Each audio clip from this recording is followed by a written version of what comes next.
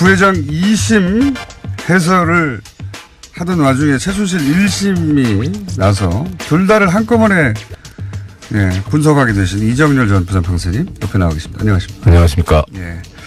점점 많아요, 분석할 게. 이런 거 설상가상이라고 하죠. 제가 결론부터 여쭤볼게요. 예. 제가 오늘 오프닝에서 이 최순실 1심은 이재용 추가 면죄부 재판이다라고 성격 규정을 했습니다. 맞습니까? 탁월하십니다. 언제나 항상 느끼는 바지만 공장장님의 저도 그렇게 생각해요. 저희가 탁견과 해안은 정말 은하계에서 따라올 사람이 없다. 언론이 다 최순실 얘기만 해요. 20년 받았다고. 그러니까 중형받았다고 하면서 이게 상당히 엄정하고 공정한 재판인 듯. 그렇죠. 신동미 회장은 무려 또 불구속 상태에서 수사받다가 재판 받다가 법정에서 바로 구속해버렸다. 이 얼마나 엄정한 재판부인가. 그러나 실제 그 안에 숨어 있는 것은 이재용 면죄부다 다. 그렇죠. 이 신동빈 회장은 참 저는 개인적으로 알지는 못하는데 엄청나게 억울할 것 같아요. 아니 그 사드 때문에 피해는 다 봤지. 그 사실 자기가 원한 게 아니잖아요. 박근혜 최순실 국정농단 때문에 사드 그 나가지고 피해 본 거 아닙니까? 회사 피해 봤는데 그거 어떻게 좀 해보려고 하다가 게다가 돈을 70억 줬다가 돈을 가져가라 해서 돈을 가져왔어요. 자기들은 그러니까 돈을 안 준 거예요, 사실은. 근데 그거 추징당했잖아요, 지금. 그 추징이 이제 그 돈 자체가 이제 불법설 띄고 있으니까 뭐 그렇다 치고 그다음 또 하나는 아니 이재용 부회장과 비교하자면 그러니까 이재용 돈을 부회장과 줬다가 돈을 받았는데 이제 그러니까 이재용 부회장과 비교하면 지금 2년 6개월 이 주형은 똑같은데 형도 똑같아요. 집행유예가 붙었냐 안 붙었냐 차이거든요. 근데 거기는 그걸로 해서 얻은 게 얼만데 여기는 아직까지 회복이 안 되고 있잖아요. 그 삼성물산과 그다음에 제일모직 합병으로 10조가 됐어요. 10조가. 그러니까. 어마어마한 이득을 얻어갔어요. 근데 이제 신동민 회장 면세점 가지고 있는 면세점도 현안 맞죠? 현안이죠. 그것도 이제 돈 잘 버는 거고. 하지만 그룹이 기우뚱하는 건 아니잖아요. 그것 때문에. 아무리 현안이 그렇다 하더라도 이 그룹 승계는 잘못하면은 지배권을 잃게 되는 거거든요. 그렇죠. 이재용 부회장이 치밀하게 해야죠. 그래서 이재용 부회장이 부회장의 지위를 잃게 되는 거거든요. 사실은 어마어마한 현안이에요. 근데 이게 현안이 아니라고. 일단 그 공장장께서 오프닝에서도 말씀하셨고 조금 전에 그 뉴스 브리핑 타임에서도 말씀하셨는데 좀 흥분했습니다. 아니요. 저는 저기 이 일반적이고 건전한 상식을 가진 그 국민이라면 당연히 흥분할 수밖에 없는 지금 상황이에요. 그리고 뉴스는요. 이재용 부회장 다시 한번 면죄부 받아. 이런 걸로 깔려야 되는 거예요. 그렇죠. 정상적인 사회라면. 아까 이제 말씀 중에 그런 말씀이 있었습니다. 저기 그 재판부들이 공범이 돼가지고 이렇게 하나씩 밀어주고 있는 거 아니냐. 공범으로 다 만들어버리는 설계, 삼성에. 근데 어제 이제 지금 전제로서 제가 말씀드리고 싶은 거는 지금 판결문이 안 나온 상태여가지고 제가 가지고 있는 정보는 하나는 재판부에서 나온 보도자료. 그것도 한 열몇 페이지 되잖아요. 17장입니다. 보도자료가 무슨 17장이나 돼. 그리고 그 다음에 이제 각종 기사들 그리고 그 법정의 현장에서 이 김세윤 부장의 선고 그 이야기를 요지를 직접 듣고 메모를 한 사람이 있어요. 그 사람으로부터 넘겨받은 자료 이게 전부인데 그 정도면 엄청난 자료예요 지금. 현재로서는. 근데 거기에 이제 그 법정에서 김세윤 부장이 이런 말을 했다고 합니다. 이 부정한 청탁 관련해가지고 관련 사건 1심 항소심 결론과 같이 판단했다. 그러니까 이재용 재판 결과를 받아들였다는 거니까. 봤다는 거죠. 그래서 제가 최순실 재판을 갑자기 일정이 뒤로 미뤄진 게 우연이 아니라 요 이재용 2심 재판 결과를 그대로 받으라고 이렇게 설계한 것이다. 그것도 연기한 것이. 저 혼자 주장하는 바입니다. 외로워하지 마십시오. 저는 주장합니다. 설계했다. 일부러 뒤로 밀었다. 저는 숟가락을 얻는 차원을 넘어서 함께 하겠습니다. 가랑비는 같이 맞아야 된다. 그래요. 기도 아니지만. 그러면은 요 사안은 누가 고소고발할까요? 이런 주장을 했다고? 솔직히 누가 하든지 관심은 없고요. 오기만 하세요. 그냥 박살을 내주겠습니다.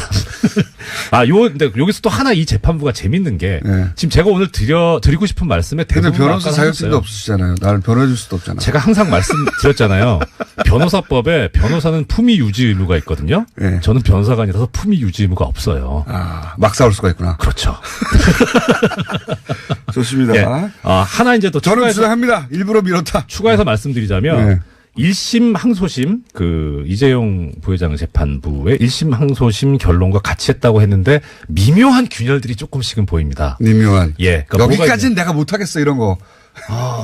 왜 이랬을까 하는 게 궁금하긴 되게 궁금증을 불러일으키는 뭐냐면 지금 그 부정한 청탁 관련해서 전제가 되는 게 승계 작업이라고 말씀드렸잖아요. 네. 이 승계 작업을 하는데 특검에서 주장한 게 뭐냐면 개별 현안들이 다 하나하나씩 있었고 이게 개별 현안이 승계 작업이라는 목표 하에 진행이 됐다는 건데. 그렇죠. 뭐 예. 엘리어 방어라든지 그렇죠. 은산분리라든지 예. 뭐 지주회사라든지 이런 그렇습니다. 얘기들이 다 그런 거죠. 그게 수첩에 있는 예, 말이고. 개별 현안이 있었고, 근데 그것이 목표에 따라서 가고 있었는데, 그것과 별개로 포괄적인 어떤 현안. 그러니까 네. 결국 승계 작업을. 그걸 다 하거든요. 합친 게 이제 승계 작업인 예. 거죠. 근데 이재용 부회장, 그러니까 이재용 피고인 재판 1심에서는 네. 1심에서 그러니까 이 특검이 이런 개별 현안들을 순서를 매겨놨어요. 이런 순서에 의해서 이런 목적하에 갔다. 네. 근데 중요한 거는 목적이지 순서가 아니다. 그렇죠. 해가지고 목적을 보니 승계 작업이 있었고 그래서 승계 작업을 인정을 했어요. 거기서는. 네. 근데 항소심에서는 아예 승계 작업 자체를 날려버렸고. 그렇죠. 승계가 없다고 그러니까 개별 현안도 사라지는 거죠. 그렇죠. 개별 현안이 사라지니까 청탁도 없어지는 거예요. 이런 구조입니다. 그렇죠. 예. 근데 이번 이제 최순실 이 재판부에서는 어떻게 봤냐면 특검이 제시한 그런 순서에 의한 승계 작업은 없었다. 이런 식으로 표현이 됐어요.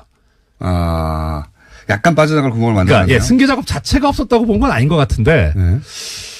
그런 순서가 그렇게 중요한가? 순서가 뭐가 중요하니까 그러니까요. 동시다발로 일어났는데. 사실 처음에 이 이재용 피고인 1심 판결이 났을 때 그 재판부의 판결을 보고 제가 붕괴했었거든요. 어떻게 이 판결을 이런 식으로 쓰나 싶었는데 지금 차츰차츰 나오는 거 보니까 그 재판부에서 제일 훌륭했네. 오히려? 예. 오히려? 왜 그렇게 생각하십니까? 그러니까 일단 이 큰 그 승계 작업이라고 하는 것이 존재한다는 거에 대해서는 그 재판부를 유일하게 인정한 거예요. 이 이재용 관련해서는. 그러니까 야 이게 공장장님한테 벌금 90만 원 선고한 예. 그 재판부. 예. 예. 훌륭하잖아요. 그 1심이 그나마 괜찮다. 승계 작업을 문 인정했다. 유일하게 인정한 재판부예요. 네, 이재용 관련해서는. 예, 그 무형패 뭐 이런 거 우리가 빼고. 작년에 얼마나 욕을 했는데요. 그 욕을 하면서 제가 속으로 우리 재판부 판사님인데 어떡하나. 나 이거 하면 안 되는데 하면서 계속 비판했는데 그러니까 방송으로는 그 재판부를 비판하고 예. 며칠 있다가 그 재판부 앞에서 얌전하게 재판을 받고 예. 그런 생활의 반복이었습니다. 근데 결국 지나놓고 보니까 그 재판부가 그나마 제일 낫다. 그나마 제일 나았다. 예. 그때는 그리고 이런 것도 있습니다. 사회 분위기가 네. 그런 걸 용납하지 않았거든요. 그런 판결이 나왔으면 난리 났을 거예요. 모두가 청탁도 없었고 다 없었다고 했으면 난리 났겠죠. 난리 났죠. 예. 지금도 이런데. 지금은 근데 이제 뭐 최근에 이제 댓글 작업도 많이 있고 그러니까 분위기가 좀 바뀌었다 싶었는지 과감하게 날려버렸습니다. 그러니까 이재용 재판부 2심이 했던 작업은 간단해요. 무죄로 만들어주려고 그렇죠. 하니까. 예. 무죄로 만들어주려고 하니까 청탁이 없었다고 해야 되고 청탁이 네. 없었다고 하려고 하니까 애초에 현안이 없었다고 말해. 그렇죠. 이 현안도 다 없애버린. 예. 모든 걸 다 없애버린. 목적도 예. 없고. 돈을 준 목적이 사라졌어요. 예. 그냥 뺏겼다. 이것만 남는 거죠. 네. 이재용 2심 재판부는 정말 대범합니다. 호연직이라고 봐요, 저는. 팍팍팍 없애버려, 다. 그럼 어떻게 보면은 조선일보의 논평이 맞는 것 같아요. 정말 소신 있다. 20년 동안 있었어. 나 몰라. 팍팍. 다 없애버려. 예. 자, 지금 원래 오늘 드리고 싶었던 말씀이 사실 그 뇌물 부분 중에서 말 소유권 쪽이었거든요. 근데 네. 이게 최순실. 그거 하나가 뚜렷하게 차이가 있는 점이에요. 재판이 지금 나와가지고 그래서 좀 방향이 좀 틀어졌는데 아까 잠깐 얘기가 나왔습니다. 안종범 업무수첩이 있습니다. 이게 이제 지금 증거 능력이 인정됐다는 건데 제가 어제 말씀드리면서 뭐라고 말씀드렸냐면 이재용 피고인 재판부 항소심에서 승계 작업이 없었고 부정한 청탁도 없었다라고 보게 된 근본적인 그 논리상 구조는 안종범 업무 수첩을 증거 능력을 날렸잖아요. 그래서 아무것도 없어지는 거죠. 그렇죠. 네. 그러니까 순서대로 그러니까 어떻게 보면 그 재판부의 말은 틀리긴 했지만 일관성은 있어요. 네. 일단 그게 증거가 없어져 버렸으니 이제 뭐 지시를 했다는 것도 안 보이고 그러니까 뭐 무슨 뭐 부정한 청탁에 대한 인식이 있었겠냐 네. 하는 것까지는 이제 쭉 물 흐르듯이 가는데 어제 최순실 피고인 재판부의 특징은 종범실록의 증거 능력은 인정은 하는데 네. 부정한 청탁을 있었다고 볼 수도 없고 인식도 없었다 이렇게 본 거예요. 그중에 이재용 부회장과 관련된 부분만 인정되지 않은 거죠. 그러면 결과적으로. 그거는 그러니까 결과적으로는 그래 보이는데 그걸 인정했다면 청탁이 없었다고 말할 수가 그건 없잖아요. 판결문을 봐야 될 것 같은데 일단 그런데 만약에 이게 증거 능력을 그렇다고 증거 능력은 제한적으로 인정하고 뭐 그럴 수 있는 게 아니라 인정하면 하는 거고 아니면 아닌 거거든요. 네. 그러니까 일단 증거 능력 자체가 인정이 됐으니까 그 부분의 주장, 그러니까 그 내용을 못 믿겠다고 한 건지는 모르겠어요. 그런 여지가 있을 수는 있어요. 근데 그것도 좀 이해는 안 가는데. 그거는 판결문 보시고 근데 얘기하시고. 근데 이 앞뒤가 안 맞는다는 거죠. 그렇죠. 지금. 예. 그러니까 여기서 이 판결에서 궁금한 점은 뭐냐면, 야 이게 이런 증거 능력을 인정을 해놓고 어떻게 없다고 봤을까? 이 논리는 또 뭘까? 그게 되게 또 궁금해요. 그거는 이제 판사님으로서 법률가로서 궁금하신 것이고, 예. 네, 근데 거기에서 그 네. 보도자료에 보면 재밌는 부분이 있습니다. 지금 17장짜리 보도자료를 이제 재미가 수반부에서 없기만 냈어요. 해봐요. 예. 혐의가 18개인데, 네. 이제 거기에서 뭐 유죄냐, 무죄냐, 뭐 유죄면 왜 유죄냐, 무죄면 뭐 왜 무죄냐라는 걸 이제 쭉쭉 재판부가 썼겠죠. 이제 써놨어요. 보면 하나하나가 다 막 3줄, 예. 4줄. 이재용 관련해서는 한 장 반을 썼어요. 찔린 거죠, 자신도. 이렇게 원래 말 많으면 빨갱이 공산당이잖아요. 아니, 그러니까, 다른 거는,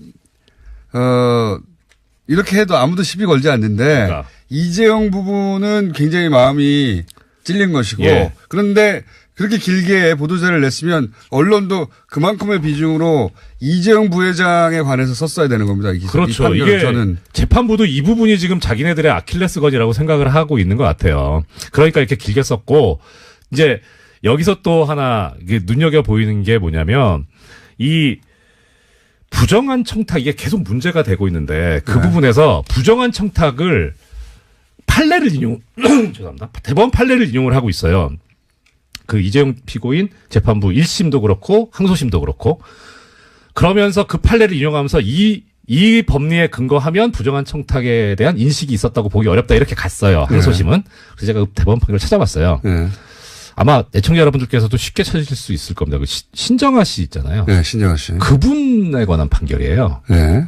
근데 거기서 뭐라 그랬냐면 이 부정한 청탁이라고 하는 거는 묵시적으로도 가능하다. 네. 가능한데 막연히 선처를 바란다 이런 정도 가지고는 부정한 청탁이라고 볼 수는 없다. 네. 하면서 그때 신정아 씨 관련해서 무죄를 선고했는데 이유가 뭐였냐면 청탁 비슷한 게 있긴 있었는데 이것도 너무 막연하다. 예, 막연하고 그리고 당시에 사회적 기업, 사회적 공헌을 위해서 기업들이 항상 막 미술관에 이렇게 문화사업에 지원도 하고 기부도 하는 그런 것들이 장부상으로도 나오고 여러 군데 나오기 때문에 그냥 그 중에 일환으로도 볼 수 있으니까 이걸 가지고 청탁이라고까지 인정하는 거는 뭐 과하다 이런 취지였었어요.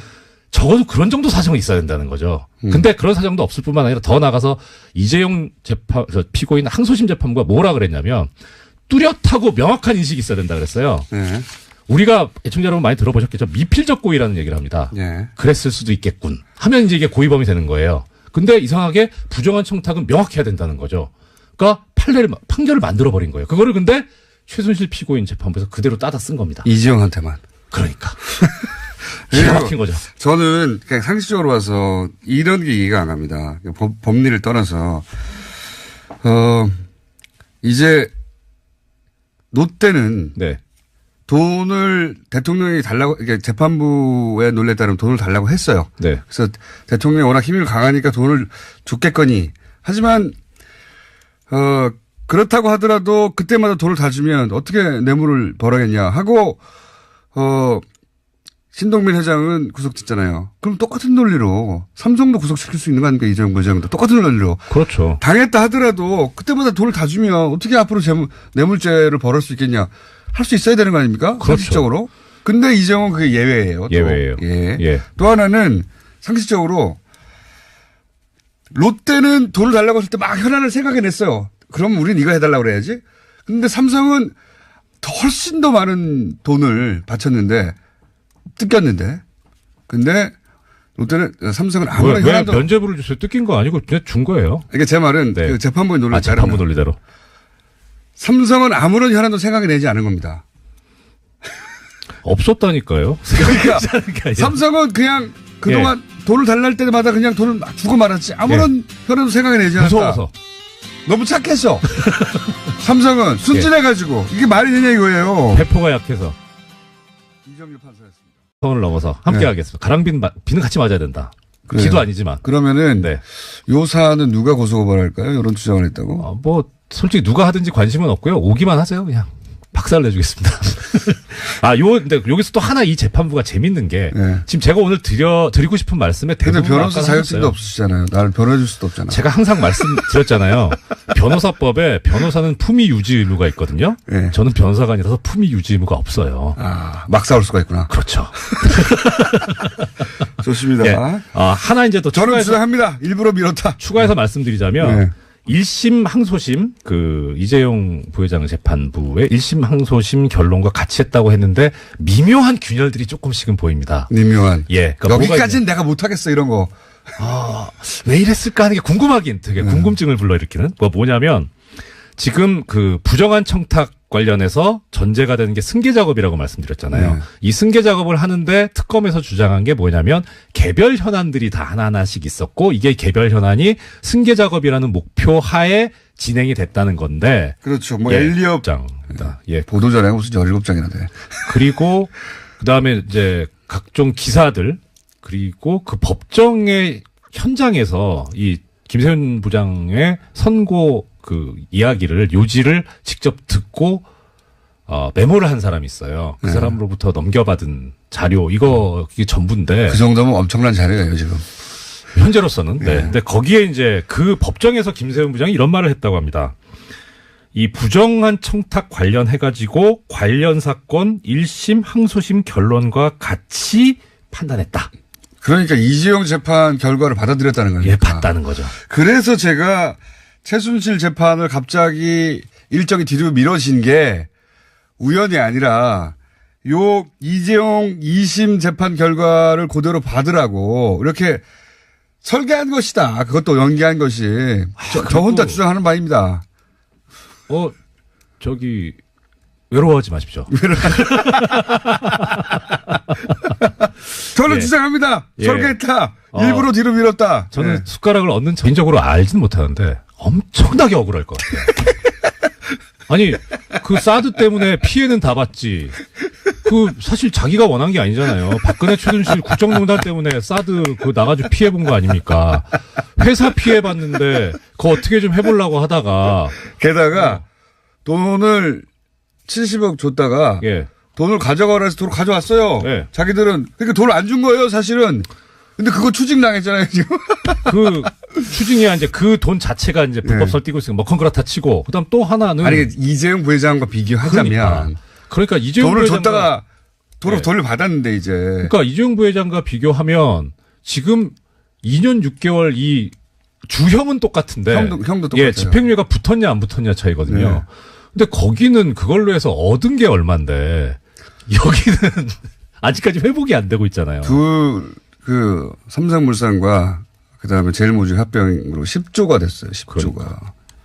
어마어마한 이득을 얻어갔어요. 근데 이제 신동빈 회장 면세점 가지고 있는 면세점도 현안 맞죠? 현안이죠. 예. 예. 그것도 이제 돈 잘 버는 거고. 하지만 그룹이 기우뚱하는 건 아니잖아요. 그것 때문에. 예. 아무리 현안이 그렇다 하더라도 이 그룹 승계는 잘못하면은 지배권을 잃게 되는 거거든요. 그렇죠. 예. 이재용 부회장이 치밀하게 해야죠. 그래서 이재용 부회장이 부회장의 지위를 잃게 되는 거거든요. 사실은 어마어마한 현안이에요. 근데 이게 현안이 아니라고. 예. 일단 공장장께서 오프닝에서도 말씀하셨고 조금 전에 뉴스 브리핑 타임에서도 말씀하셨는데 좀 흥분했습니다. 예, 아니요. 저는 이 일반적이고 건전한 상식을 가진 국민이라면 당연히 흥분할 수밖에 없는 지금 상황이에요. 그리고 뉴스는요. 네. 이재용 부회장 다시 한번 면죄부 받아. 이런 걸로 깔려야 되는 거예요. 그렇죠. 정상적인 사회라면. 아까 이제 말씀 중에 그런 말씀이 있었습니다. 재판부들이 공범이 돼가지고 이렇게 하나씩 밀어주고 있는 거 아니냐. 공범으로 다 만들어버리는 설계, 삼성에. 예. 근데 어제 이제 지금 전제로서 제가 말씀드리고 싶은 거는 지금 판결문이 안 나온 상태여가지고 네. 제가 가지고 있는 정보는 하나는 재판부에서 나온 보도자료. 그것도 한 10몇 페이지 되잖아요. 17. 부회장 2심 해설을 하던 와중에 최순실 1심이 나서 둘 다를 한꺼번에 분석하게 되신 이정렬 전 부장판사님 옆에 나와 계십니다. 안녕하십니까. 안녕하십니까. 예. 점점 많아요, 분석할 게. 이런 건 설상가상이라고 하죠. 제가 결론부터 여쭤볼게요. 예. 제가 오늘 오프닝에서 이 최순실 1심은 이재용 추가 면죄부 재판이다라고 성격 규정을 했습니다. 맞습니까? 탁월하십니다. 언제나 항상 느끼는 바지만 공장장님의 저도 그렇게 생각해요. 저희가 탁견과 탁월하다고. 해안은 정말 은하계에서 따라올 사람이 없다. 언론에 다 최순실 얘기만 해요. 20년 받았다고. 그러니까 중형받았다고 하면서 이게 상당히 엄정하고 공정한 재판인 듯. 그렇죠. 신동민 예. 회장은 무려 또 불구속 상태에서 수사했다가 네. 재판 받다가 법정에서 바로 구속해버렸다. 이 얼마나 엄정한 재판부가. 그러나 실제 그 안에 숨어 있는 것은 이재용 면죄부다 다. 그렇죠. 예. 이 신동빈 회장은 참 저는